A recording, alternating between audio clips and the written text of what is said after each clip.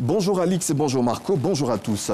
La disparition de plusieurs partis politiques au profit du RHDP unifié est largement commentée par la presse ivoirienne ce matin.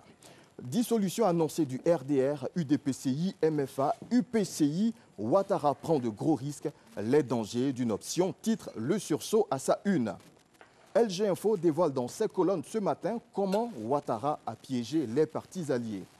Toujours en ce qui concerne le projet de dissolution des formations politiques, membres de la coalition au pouvoir, Génération Nouvelle pointe en une, grosse cacophonie au RHDP. Ce journal qui reprend des propos du secrétaire général adjoint de l'UDPCI, Deli Mamadou, indique que le parti dont il est issu ne disparaîtra pas après le 26 janvier 2019, date choisie pour le congrès constitutif du RHDP unifié. Le partage d'expérience de la Côte d'Ivoire par le président ivoirien au Conseil de sécurité des Nations Unies en matière de sortie de crise et les dernières nouvelles de Niamké Kofi, baron du PDCI, victime d'un malaise, sont autant de sujets dont la presse ivoirienne se fait l'écho ce matin. L'extradition de François Compaoré évoquée par plusieurs rédactions. Après 4 ans de cavale, Boribana pour le petit frère de Blaise Compaoré s'exclame le quotidien d'Abidjan. Traduction de cette ironie en langue malinké, la course est finie pour François Compaoré, le tueur de Norbert Zongo, extradé au Burkina Faso. Ce qui attend son grand frère, ajoute ce quotidien ivoirien.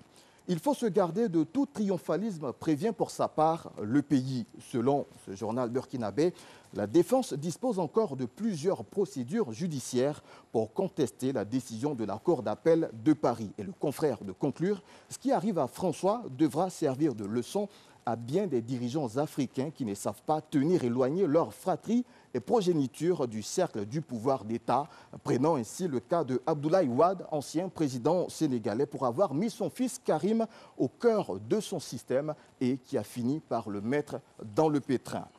Refermons ce parcours par un enseignant remplaçant dans une école primaire du New Jersey aux États-Unis qui a révélé à une classe de première année, l'équivalent du CP1 chez nous, que le Père Noël n'existait pas. Il leur a également fait savoir que les questions portant sur la petite souris, le lapin de Pâques et les lutins qui font disparaître mystérieusement des objets à la maison étaient tout simplement imaginaires. Des révélations qui ont bouleversé les tout-petits. Alors, un parent qui a su l'origine de la tristesse de sa fille a dénoncé l'enseignant auprès de ses responsables. Conséquence, il a été tout simplement renvoyé.